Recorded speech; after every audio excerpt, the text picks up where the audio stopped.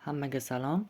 Siz Mobil Arena kanalidasiz va siz adashmaningiz. Bu yerda biz smartfonlar va texnologiyalar haqida qiziqarli hamda foydali ma'lumotlarni sodda qilib tushuntirib beramiz, ulashamiz. Xo'sh, ketdik. Bugungi videoda ko'pchilik duch keladigan savol haqida gaplashamiz. Va savol esa nega telefonlar vaqt o'tishi bilan sekinlashadi? Balki siz ham shuni sezgandirsiz, yangi telefon juda tez ishlaydi-yu, lekin 1-2 yildan keyin bu telefon ham ilovalar sekin ochila boshlaydi, ba'zan telefon qotib qoladi. Keling, bunga sabab bo'ladigan asosiy omillarni ko'rib chiqamiz. Birinchi sabab telefon xotirasining to'lib ketishi. Buni hammamiz bilamiz.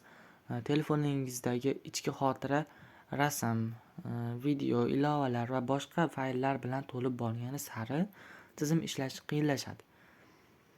Endi savol, nima bu sabab bo'ladi? Asosiy sababi bu nima desa, operatsion tizim yangi ma'lumotlar uchun joy topishda ko'proq vaqt sarflashi va natijada telefon sekinlashishi bo'ladi.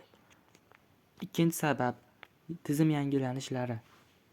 Ko'p telefonlar vaqt o'tishi bilan yangi tizim versiyalarini oladi. Masalan, Android operatsion tizimi har yili yangi imkoniyatlar bilan yangilanadi. Ammo yangi versiyalar ko'pincha ko'proq resurs talab qiladi. Shuning uchun eski telefonlarda yangi tizim biroz sekinroq ishlashi mumkin. Uchinchi sabab fon rejimida ishlaydigan ilovalar. Ba'zi ilovalar siz foydalanmayotgan paytda ham ishlashda davom etadi. Masalan, Instagram yoki TikTok kabi ilovalar yangiliklarni tekshiradi, bildirishnomalar yuboradi va fon rejimida ma'lumot yangilaydi.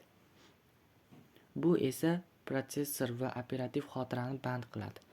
To'rtinchi sabab batareyaning eskirishi. Har bir telefon batareyasi vaqt o'tishi bilan eskiradi, yo'mkisi tushadi. Quvvati kamayganda telefon energiyani tejash uchun protsessor tezligini kamaytirishi mumkin yoki pasaytirishi va natijada telefon avvalgida tez ishlamaydi. Yana bir sabab protsessor texnologiyasini eski bo'lib qolishi. Har yil yangi smartfonlar kuchliroq chiplar bilan chiqadi. Yangi ilovalar ham kuchliroq qurilmalar uchun optimizatsiya qilinadi. Shuning uchun eski telefonlar zamonaviy dasturlarni ishlatishda qiynalishi mumkin. Xulosa qilib aytsak, telefonlarning sekinlashishi bu tabiiyda bunga xotira to'lishi, tizim yangilanishlari, fon rejimidagi ilovalar, batareyadagi eskirishi va eski protsessor sabab bo'ladi. Hop, bugungi videomiz shundan iborat edi. Agar sizga smartfonlar va texnologiyalar haqida shunaqa foydali videolar yoqsa, Mobil Arena kanaliga obuna bo'lishni unutmang. Keyingi videolarda yana qiziqarli mavzular haqida gaplashamiz. Ko'rishguncha xayr.